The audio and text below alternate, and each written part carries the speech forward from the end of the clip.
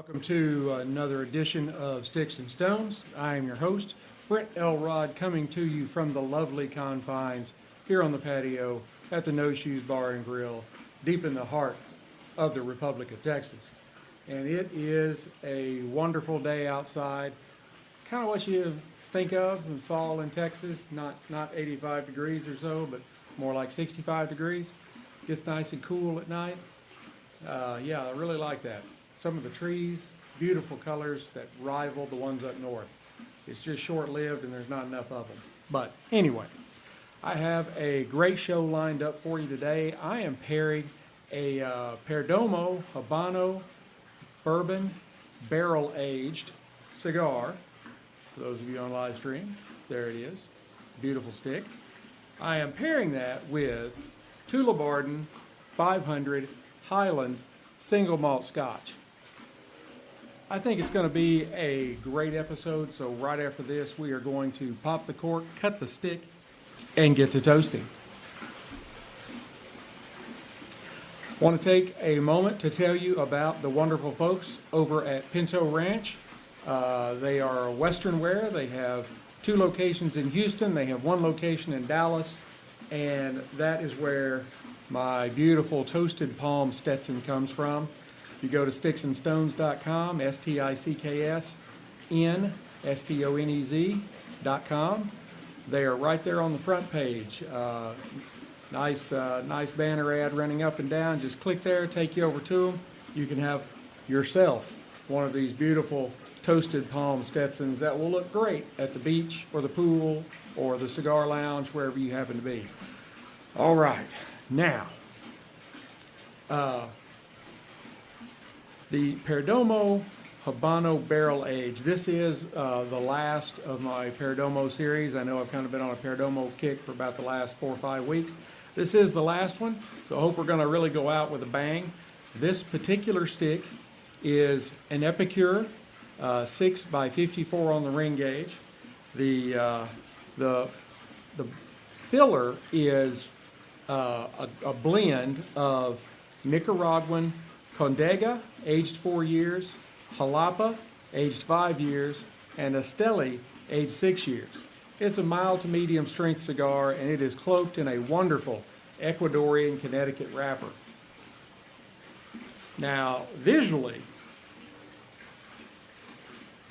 it is pretty much flawless. It has a beautiful medium to light brown wrapper on it that kind of has the feeling of like envelopes, not quite grocery bags, but a little bit thinner, a little bit softer than that. Seems like a very delicate leaf. It has pretty much invisible seams, and it's very minimally veined, but the veins that you do see are pretty pronounced. There is, put that up to the camera, there is one spot. It looks like they've patched it, or it has maybe the seam got folded back. That's the only thing I find on it that is in any way a flaw, and it has a very large and beautiful double cap. I'm going to go ahead and take the foot band off before we get started, otherwise I'll end up forgetting and setting it on fire. We don't want to do that. Now, on the nose,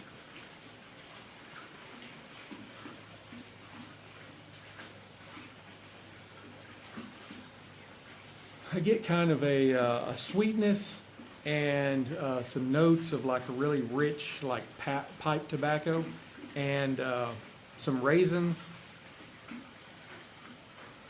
and just a hint of cedar.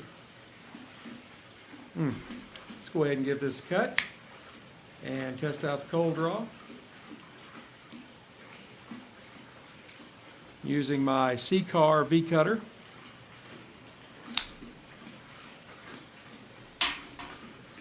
Another beautiful cut. On the cold draw,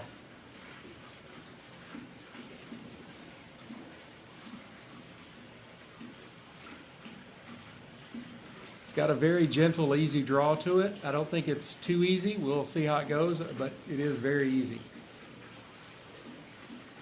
It's kind of cedar forward.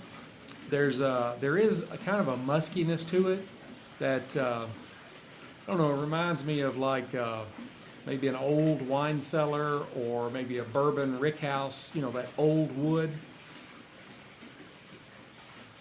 But it's got a richness to it that you can tell alcohol was involved. Of course, this is bourbon barrel aged, so, you know, what would you expect? I think that's going to be a good one. Now, Tullibardine is not really all that well known in the United States. They have a very rich history, though. This is a Highland Scotch, as I mentioned, and it has a very long and rich history, Tullibardine, as a location for brewing and distilling. The story kind of begins in the 15th century with King James IV of Scotland. He was on his way to his coronation, and he wanted to stop by and pick up a roadie. And so he stopped by the Tullibardine brewery where they were brewing beer, and he was so taken with the beer that they produced that in 1503 he granted them a charter to be an official brewery, I guess is how you would say it. But in 1947, William Delma Evans, and there's a hyphen in there, Delma Evans, he converted the brewery into a distillery and started producing Scotch. And the rest is history. Now, the 500 sherry finish is matured for an undisclosed period of time in first fill bourbon casks before being transferred into 500 liter, hence the name 500, Pedro Jimenez sherry butts for 1 year. A butts is like a barrel. I had to look that up because I'm like, wait a minute. I'm not really sure about that. But then I found out that's just another name for barrel for sherry casks, and I was like, oh, okay, well, that's all right. Now, officially, this is a non-age statement whiskey. It is a 100% malted barley. It is 43% alcohol by volume, so 86 proof. So that makes it a little on the lighter side. A lot of the whiskeys that I have used for pairings have been more along the lines of 90 to 95, and I think there's one I've even put up that's right around 120. So this is much gentler than those are. But pop the cork. Let you see it glass if you're watching the live stream.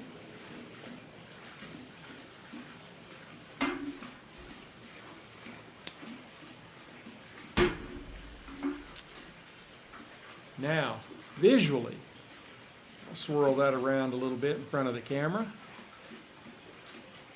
It is just a rich, deep copper or amber, and has really good legs. There's nice cling to the glass. It creates these nice little striations vertically, and I mean, all around.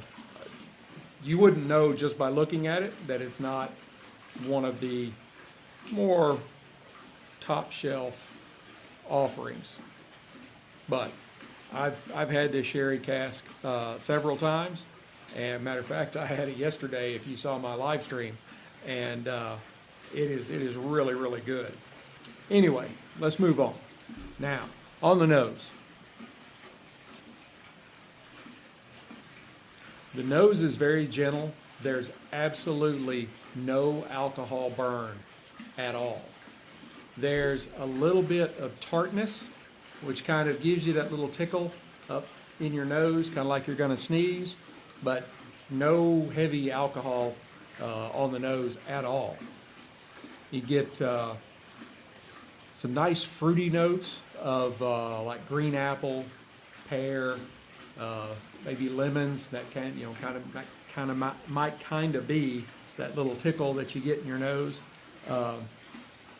and it is sort of like a kind of a vinegary tartness. You get like the oil and vinegar dressing, and it's just kind of got that tart, but it's in your nose. It's not in your palate.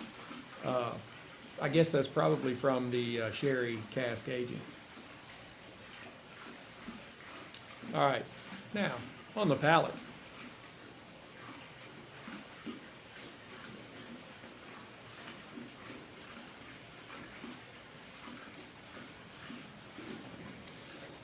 Really good, really smooth.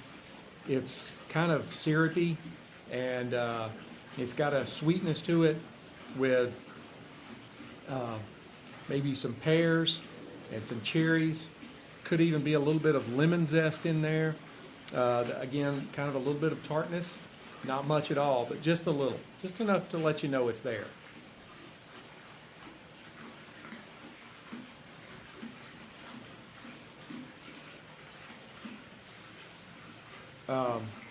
On the finish, I get honey and maybe kind of a maltiness, some vanilla. You know how if you taste something that's just vanilla, it's got that kind of smooth flavor to it.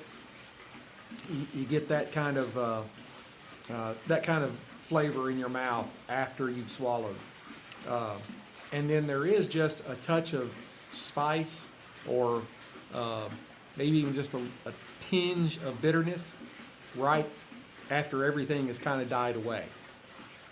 There is no spice on the palate when you first take a drink. There's a little bit right at the very end, just about the time you're ready for another sip. So let's go ahead and light the stick up and try these out together using my Rocky Patel 5-torch Envoy as usual.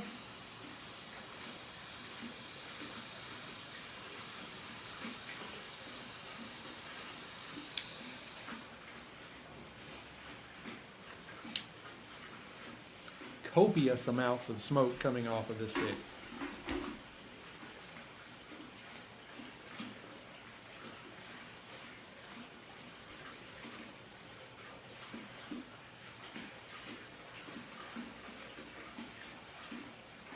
It's really good. Like I said, those of you that are on live stream, you can see there's quite a bit of smoke coming off of this stick.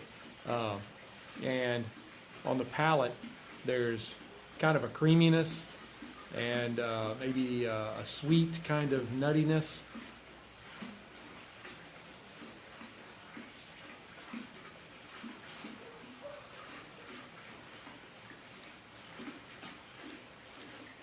Some cocoa and vanilla, and there is a very light hint of spice.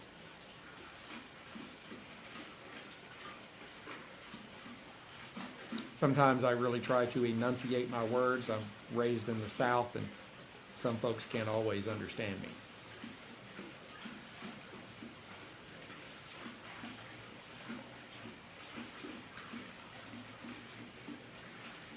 All right, let's try them together.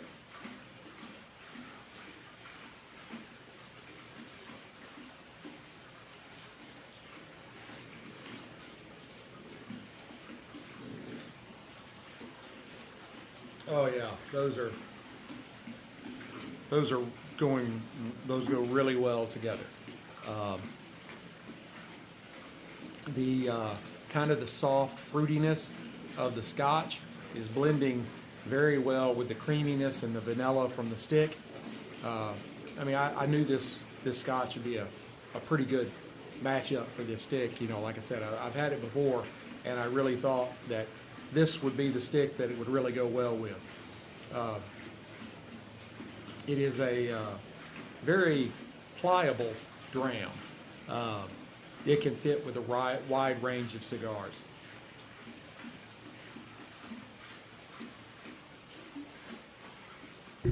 And even, sorry I bumped the mic, several right at a minute later, we're still, smoke is hanging. I love that. It's great. All right, I am going to go ahead and burn this down to the halfway mark, and I will come back and give you an update. Hey, Stoners, I am back. Here at the half, the stick is still producing some really good notes of kind of a, say, an almond nuttiness with kind of a sweet component added in, and then sort of a kind of a bourbon note. The Scotch is weaving its pears and cherries and vanilla through the different palate notes off the stick, and this is just really being a very good pairing. I'm going to go ahead and burn this stick down the rest of the way, and I will come back and give you my final thoughts. Hey, Stoners, I am back. In the last half, the Perdomo Habano barrel aged offered up some notes that were kind of buttery and earthy, and kind of the bourbon kind of shifted more to the finish off the, in the halfway. It was you kind of getting it in your regular palate. The Tullibardine 500 held on right through all the stick's transition and married very well. I'd give the stick an 85 matchsticks. It was a good stick, some very good palate notes. The 500, I think, is probably underrated. I would give it a 95 Whiskey Stones. That is a really, really good Highland Scotch. And I think you should try both these.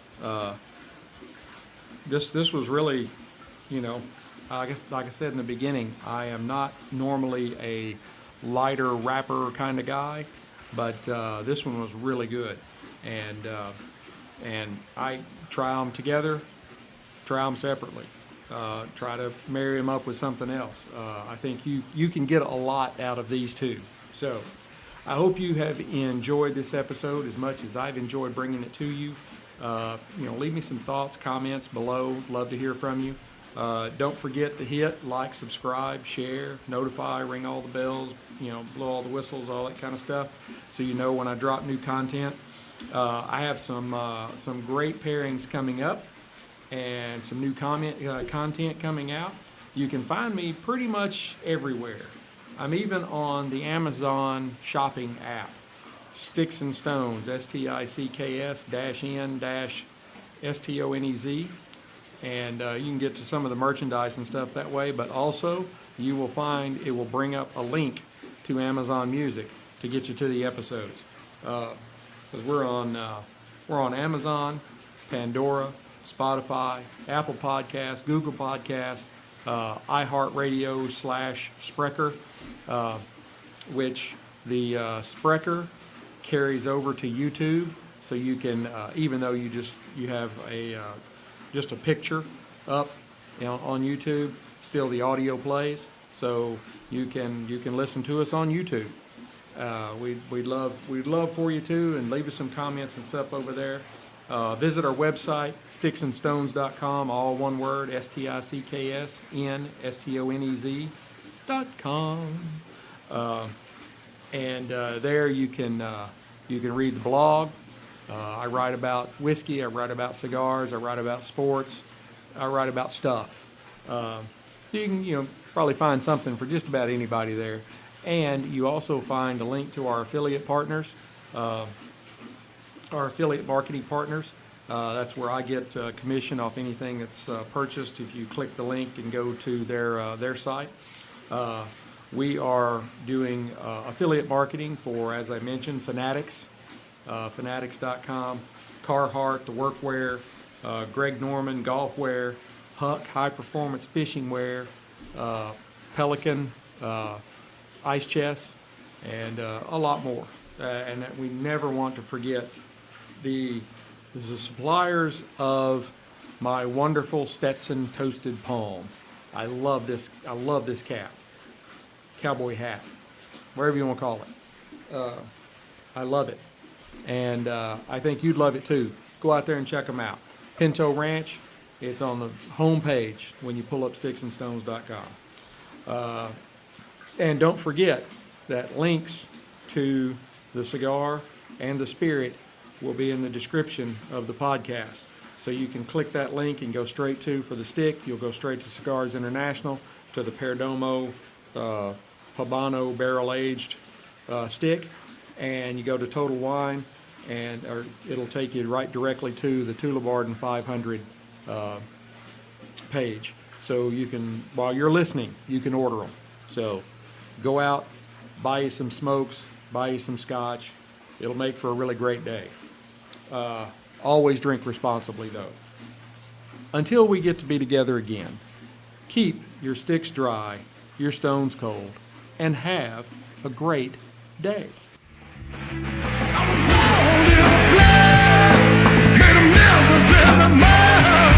Nothing left.